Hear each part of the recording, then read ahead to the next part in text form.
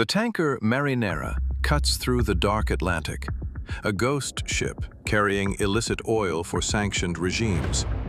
Formerly Bella 1, she fled U.S. custody in Venezuela, hastily repainting her flag to the Russian tricolor. Now, she races toward the safety of the Baltic Sea, pursued relentlessly by U.S. Coast Guard cutters. High above the gray waves, NATO P-8 Poseidons track her heat signature through the dense storm clouds. Moscow fights back, deploying lethal submarines and surface warships to escort the fugitive vessel to home ports. Tension mounts 300 miles off the Irish coast, a high-stakes maritime chess game with nuclear consequences. Scenario 1 involves a diplomatic resolution where the tanker reaches Russian territorial waters completely untouched by Americans. This outcome sets a dangerous precedent, proving the Russian flag successfully shields the global shadow fleet operations. Consequently, the entire U.S. sanctions architecture against Iran and Venezuela would effectively crumble into dust overnight. Scenario 2 envisions violence.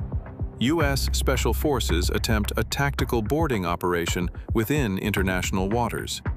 Navy SEALs prepare to fast rope onto the wet deck, risking direct armed resistance from the crew.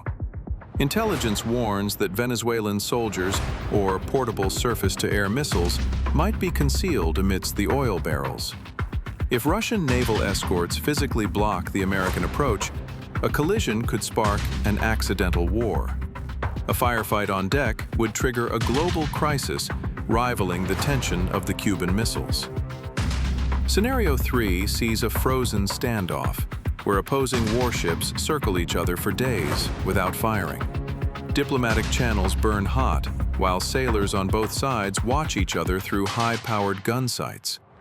The ultimate outcome hangs on the volatile personal chemistry between President Trump and President Putin.